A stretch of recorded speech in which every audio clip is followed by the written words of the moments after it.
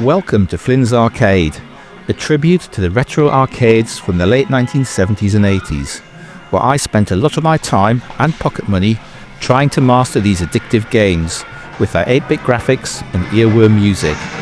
It was certainly a magical time to grow up in, and it inspired my successful IT career. It all started in January 2024, when I received a 40th anniversary Star Wars 3/4 scale cabinet for my birthday. Supplied in kit format from Arcade1Up, it came with 3 games. The marquee game Star Wars, released in 1983 with 3D colour vector graphics, simulating the assault on the Death Star from the 1977 movie. The other 2 games were The Empire Strikes Back and Return of the Jedi.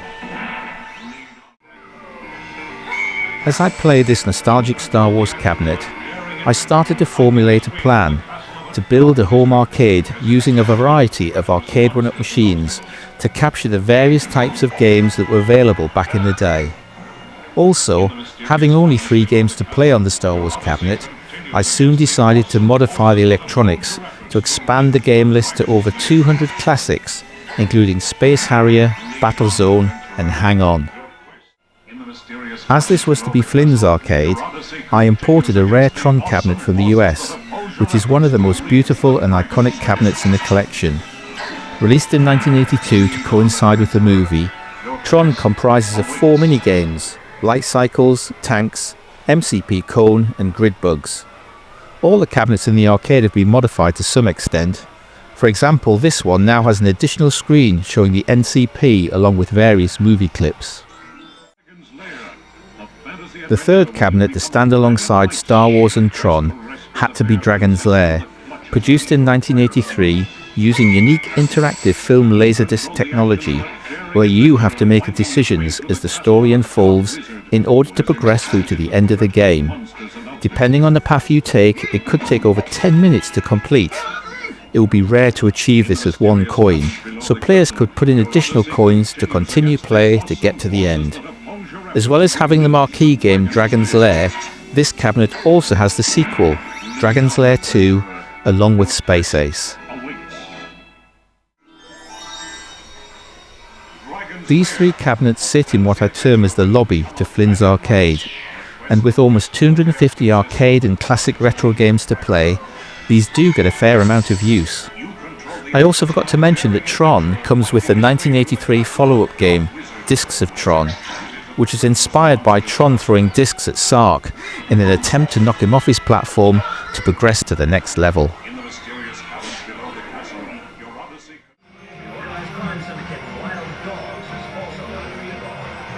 On entering Flynn's Arcade, you are greeted with a melody of arcade sounds that fill the room as each cabinet plays its own marquee game on a track mode.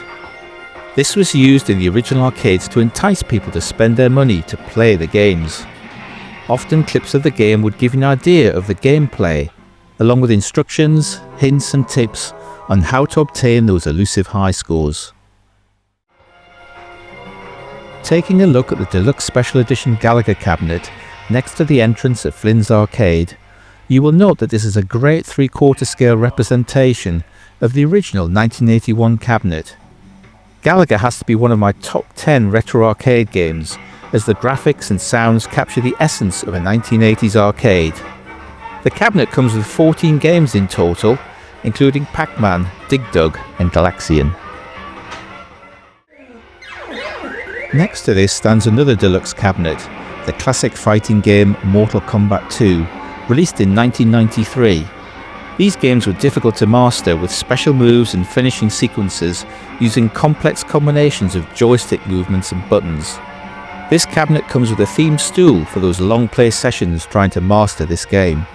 Again, this deluxe cabinet comes with 14 games, including Defender, Joust and Paperboy. Moving to the other side of the arcade is one of the most tuneful cabinets in the collection, Marvel vs. Capcom 2, released in 2000 as a crossover fighting game. Using the concept of a tag team, players selected 3 characters that could be swapped in and out during play. The cabinet features 8 Capcom fighting games, including Marvel Superheroes, X-Men vs Street Fighter and X-Men Children of the Atom, This cabinet is a must for any fan of Marvel comic books. The song "I Want to Take You for a Ride," written by Michael Garrett Steele, was not loved by all players, but personally, I like this jazz cafe style music. Centipede is another classic from 1981 and became one of the most successful arcade games of all time. The player controls a bug blaster using a trackball that has to shoot the centipede advancing through the mushroom field. This game is highly addictive. I've upgraded the original washed out TFT monitor with a BOE screen for a crisper display. It comes with 14 trackball and spinner games, including Missile Command, Asteroids and Tempest. Ridge Racer is my dedicated driving cabinet, which has been extensively modified to play over 200 racing games. The digital marquee shows the selected games being played. It has Thrustmaster pedals along with a new top deck and amplifier, giving excellent sound via twin speakers and a subwoofer. Ridge Racer will soon benefit from a 19-inch BOE screen update, similar to Centipede and Time Crisis. Moving over to Time Crisis, this is my dedicated shooter in multicade. Again, this has been extensively modified with a 19-inch BOA screen, with integrated IR sensors, a new control deck featuring upgraded guns, plus joystick and light-up buttons to play the 5,000 plus arcade and retro games now installed on this cabinet. Some of my favourites on this multicade include Terminator 2, Area 51, Burger Time and Time Pilot. To further enhance Flynn's arcade, I've installed a number of my favourite marquees above the cabinets to provide additional ambience. All of these marquee games can be found on the machines in the arcade. For example, the Tempest marquee sits above Centipede, where it can be played.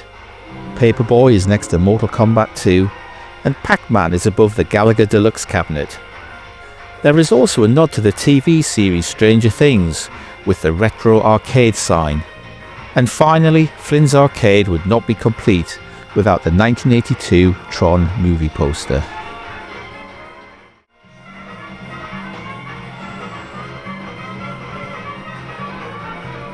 It has taken over a year to procure, build and modify all these 3/4 scale cabinets, which I believe recreate the nostalgic 1980s arcade. I still have a few modifications to do, but on the whole I consider this project complete, which leaves me to just play and enjoy Flynn's arcade in the retro attic man cave.